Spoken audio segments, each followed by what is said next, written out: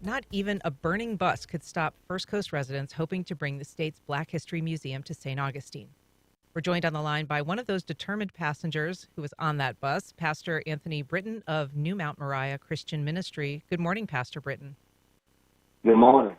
I'm also joined here in studio by St. Johns County Administrator Joy Andrews, who has been working on this project for months. Welcome, Joy. Thank you. Good morning. It's so nice to have you. So, Pastor Britton, we'll get to the museum in just a minute, but let's start with a little explanation of that bus. Where were you headed and what exactly happened? So we was on our way to Tallahassee to stand behind Joy and our county commissioner to say that we, the residents of St. Johns County, are a very diverse group of people. We're in support of the state of Florida bringing a museum.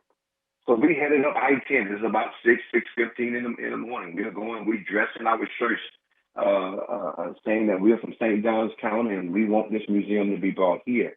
And to show, to demonstrate, not just to say it but to demonstrate that we are committed to the cause. The work has been done by the county and our leaders. The negotiations and the process have been done, but the people rallied together and said that we want to go and show that board that we are committed to this as residents of St. Johns County. Right on. And then your bus caught on fire. The bus caught on fire. I was asleep, right? And we thought it was a flat tire. The bus driver, we still don't know exactly was a flat tire or engine failure, but the gentleman did a great job of pulling the bus over. And then there was smoke, like we have a flat tire. And there was a couple of folks, and there's smoke back here, and they began to get off kind of slowly. The bus driver gets off. He comes back, get off the bus now. And now there's 54, 55 people on this bus, seniors, 90, 80, 70 plus years old, and still didn't know the sense of urgency. And so then we was able to begin to get people off, and now the people coming off the bus begin to see the fire builds and builds and builds. So now it becomes a real sense of urgency, and it's still dark outside. And so that's what happened. There's more to tell, but that's what happened initially. Nobody injured. Nobody injured. Praise God. A couple of folks with some smoke inhalations. One of our members, Miss Mildred Williams, she's 92. She fell, hurt just a little bit, right? But she went and got checked out, and she's fine. No injuries to the 55 plus passengers, nor the bus drivers. And that's a miracle. It's almost like God said, okay, I'm going to put myself on the agenda. I'm going to show that I'm with you guys. And that fire, if you've seen the videos, that fire was contained to the back of the bus, and it couldn't go forward. The smoke inside, there's some pictures I saw yesterday, before and after pictures. During that time, the smoke was so thick that people could literally see their hands. There was a Marine named Kenny Ginn. He was the last person. He's 6'8". So he's sitting in that last seat where he can stretch out. He had to put his hands in each seat to make sure that nobody was sitting there because he couldn't see. And there was people still sitting there, and he would not let them. The Marines got a thing, you don't leave nobody behind. He would not let them stay on that bus. And he made sure that they got off. He was the last person to get off. My goodness. There's just an amazing story. Amazing story. I still get tears about it today. Joy, we're talking about a determined group of people, I would say. We are. A bus full. They were not deterred. No, nothing. Nothing will deter this community. Yeah. So you got a call about that. You were already in Tallahassee. I arrived the night before just to make sure and just to wake up to a call around 6:15. Actually, Vicky Pepper, who was one of the activists from the area, she was on the bus and she texted me first and said, Joy, we're on fire. The bus is on fire. I said, yay, we're on fire. She said, no, the smoke is coming out. We are literally on fire. And so I started calling everybody. Everybody was in panicking just to make sure that nobody's hurt. And I end up calling Sheriff Rob Harwick. I said, Sheriff, we need help. We need people can take our people to Tallahassee. We are waiting for them. We have 57 excited residents who want to be there. Sheriff answered a call and found all these variation of caravans and different deputy cars and SUVs, and they made their way from the burning site outside of, I think it's McElhenney. McClenny, yeah. McElhenney, yeah. And to Tallahassee right on the same time we started a presentation. Of course, our task force members were amazing. They were so agreeable. They waited until almost the time for their arrival to start St. Johns County's presentation. So that was quite a scene to see. We were joking amongst ourselves. St. Johns County cannot go anywhere without a big production. We can't even plan for it. It's a grand entrance, but the task force, those are the ones who are deciding where the museum goes. Were they aware of what you'd gone through to get there? We let them know ahead of time, but I mean, of course, we only were able to let them know around 9 o'clock when we arrived at the venue, which is the Department of State's auditorium. Yeah. Wow. So let's talk about the pitch. So you were there. There were other local officials in attendance. There was this big crowd from St. Johns County. Why is it so important to people in the county to have the state's Black History Museum there in St. Augustine? Well, when we learned, of course, Commissioner Whitehurst and Commissioner Arnold, Chairwoman Arnold, were there. And so we have been involved with this process, I would say, little less than a year ago.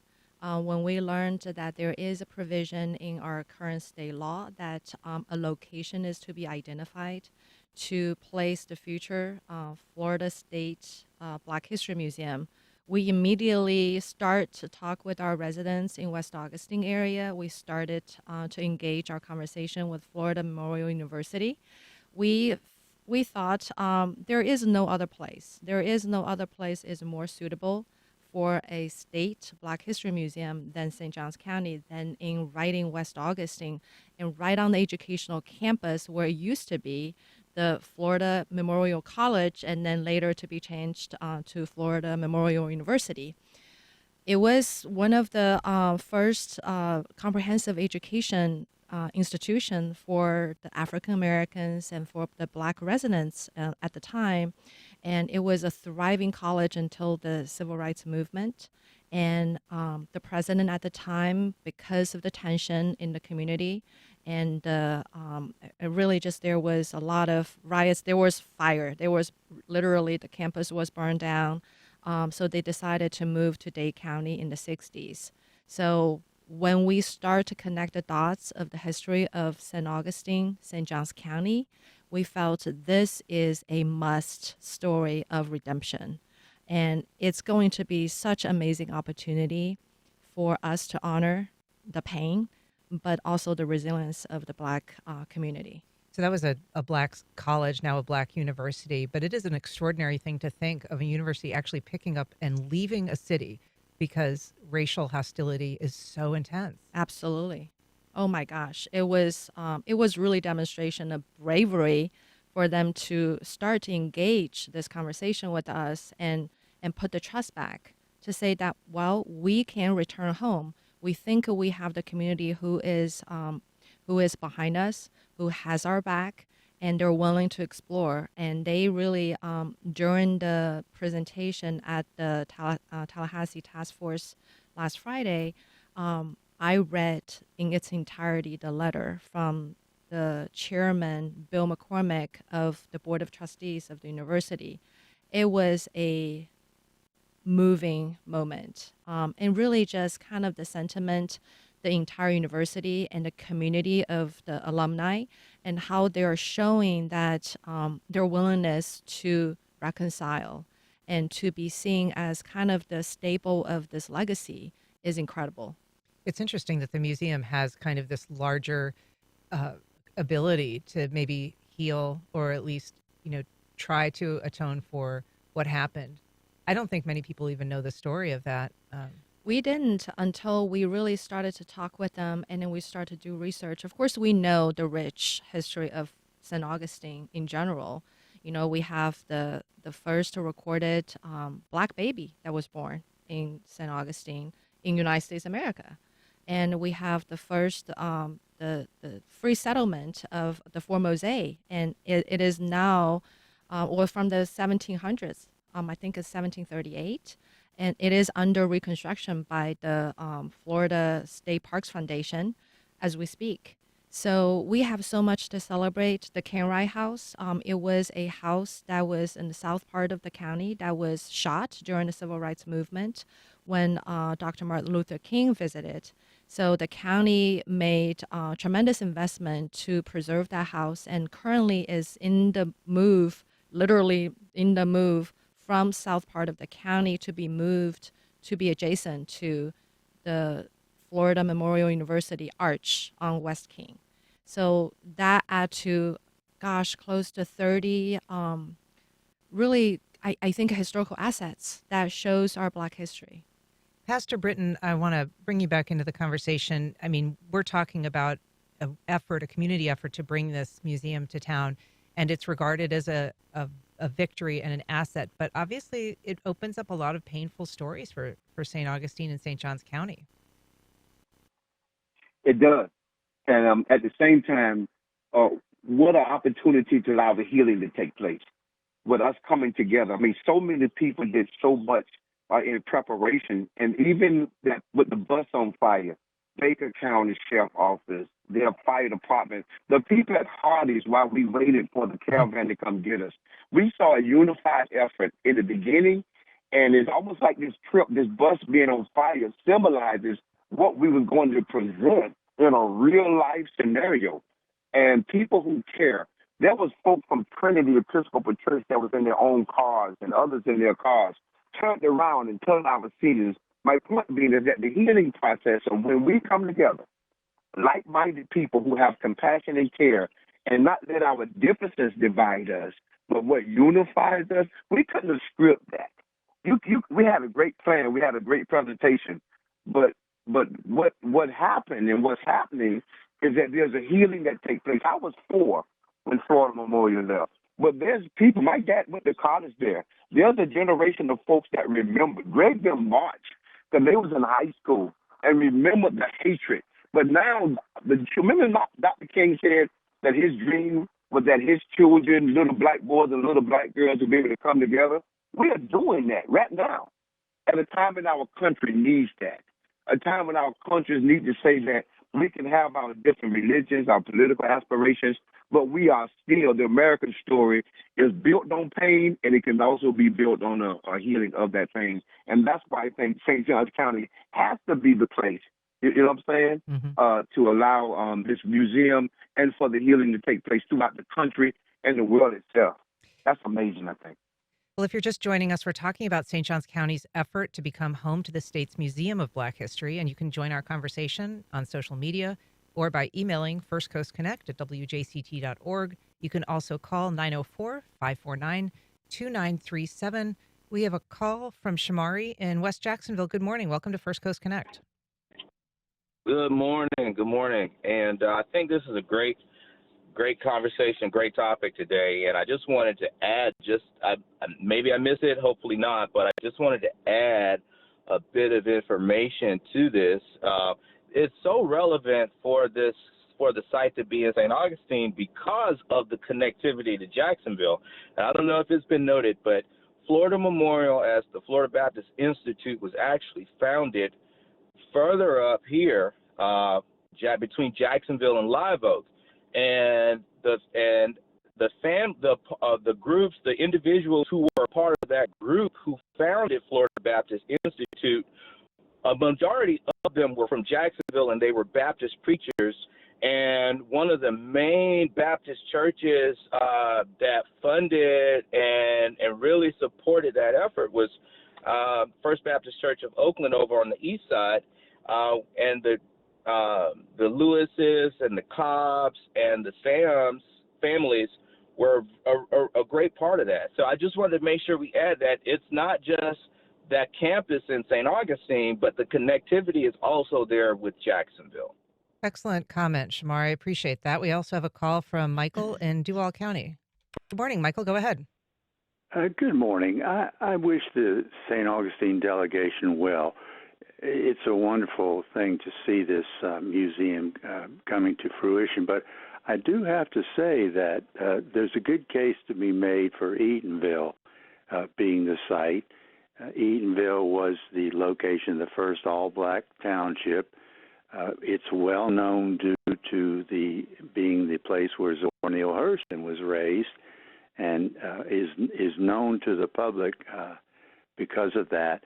And I also must say, a lot of the St. Augustine history is negative. After Fort Mose, lots of bad things happened. So I wish them well, and I'm looking forward to see what the decision is. But they have some competition from Eatonville.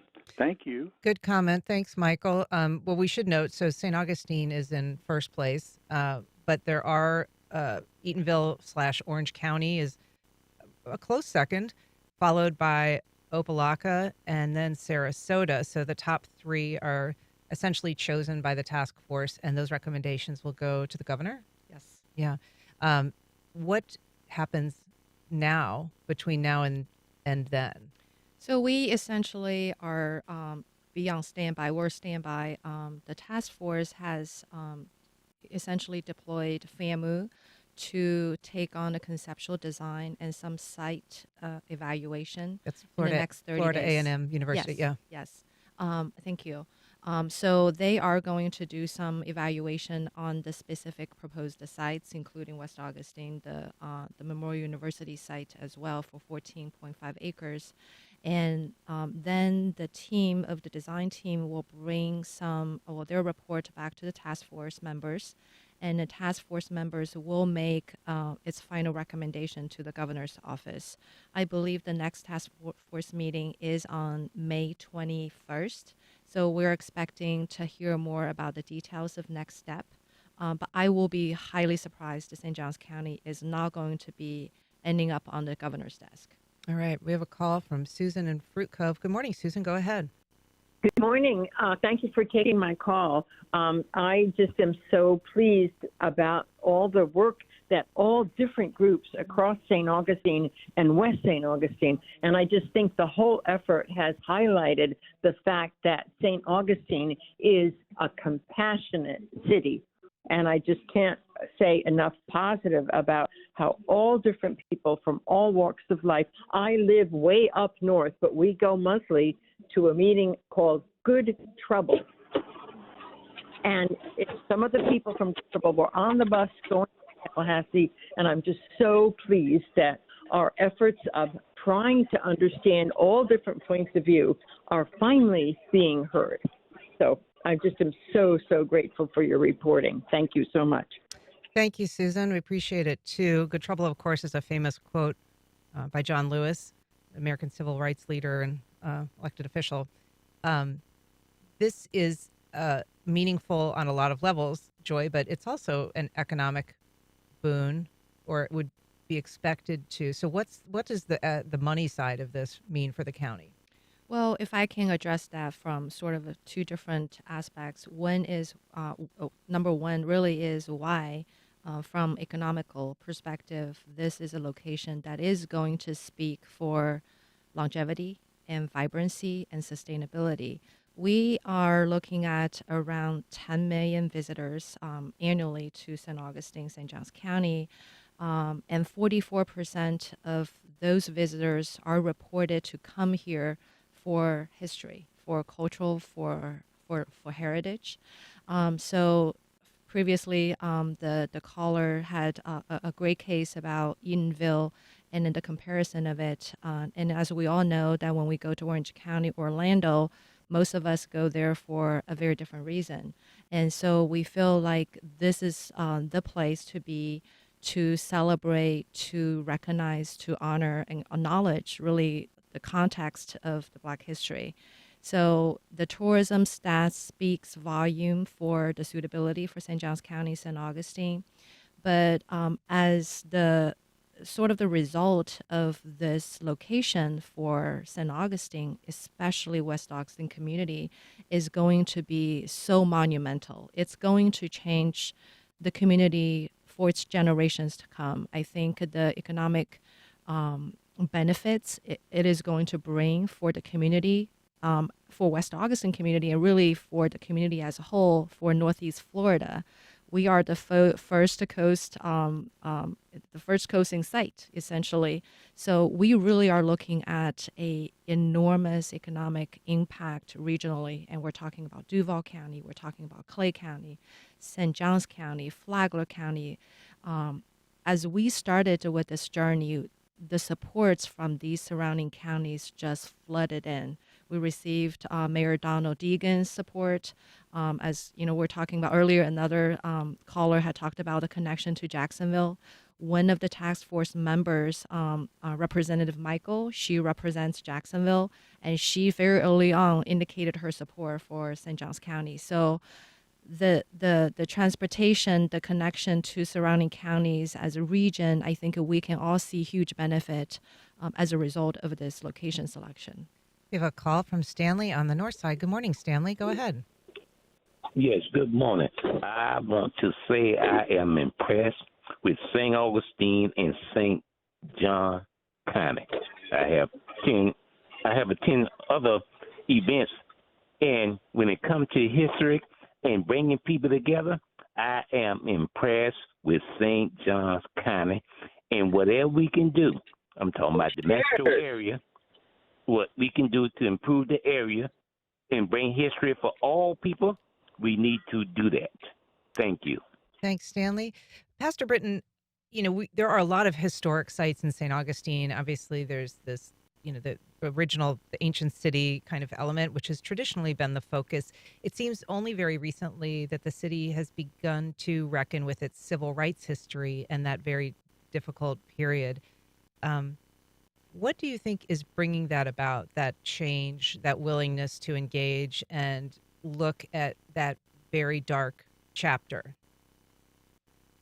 The timing is right. I think the George Floyd incident and some others that have taken place over the last few years have woke up the soul of America. It's not that we have a black problem, but we have a problem as a people, as a nation, as a race. And so the years of suffering, the years of persecution, the timing is right. And that's something you can't plan for. When is the time right? And I think that as a country, what we have experienced and the pain that we have experienced is creating this need for compassion. We need one another. George said something this morning. We are people, not black, not white, who care. And when you get a group of people who care, that's on the same page with one voice, one vision, it creates a volume. And then when our political elected officials, when the people who in corporate America and every phase of our society say, listen, this is important, let's make it a priority. The timing is right. And you can't script that. It just is. And I think that that's why today we're open to saying, listen, America's story, America's history, Black history is as much part of that as Native Americans, Italian Americans, and so forth and so on. The timing is right, I think. Gotcha. We have a call, Eugene, from the north side. Good morning, Eugene. Go ahead. Hey, good morning, all. Hopefully you can hear me clearly. My vote, I'm more so leaning toward Eatonville because I think the square footage is there. The location is great. And the downside I see to St. Augustine is too small. It's not going to be accommodating. And let's just call a spade a spade. The powers that be, they're looking at this from an economic standpoint. This is just pad the pockets of the powers that be once again. Eugene, thank you. We're having a little trouble hearing you, but I think we got the message. Also have a call from Jerry in St. Augustine. Good morning, Jerry. Go ahead. Yes, good morning. Hi. This is a great idea. The location is perfect on the vacated college, and especially with Fort Mose in town, which was, I believe, the first free Black community in the country. That's correct. Okay, and also it would be nice to show the history of something else in St. Augustine besides the colonialism. And one more point. Jerry, I think we're going to have to leave it there just because of the noise in the background. So, Joy, is there an opportunity for involvement at this point for citizens Should they be doing anything, or do you feel like the work is done? Absolutely. If I may, the next 30 days is the most critical time for St. Johns County, St. Augustine in competition, essentially with Edenville. So anything any individual out there can do to help us to advocate for St. Johns County, there is a contact that we can share with, and I can share that with you. And so I You don't know can how share it we on can. air if Yeah. you'd like. Okay. I would have to probably look it up Oh, and, okay. and make sure that we have the right address. I don't want to. We can post it to our website Yes. later. We did have task force did a survey a while back, and I don't know if it's still ongoing or not, but we are still actively soliciting support letters from different organizations, educational institution, faith-based groups, really any organizations that you feel like that you will play a part in this. We welcome you. We want you to be there. That's excellent. Well, thank you so much, Pastor Anthony Britton and Joy Andrews. We really appreciate you coming on today. Thank you for having us.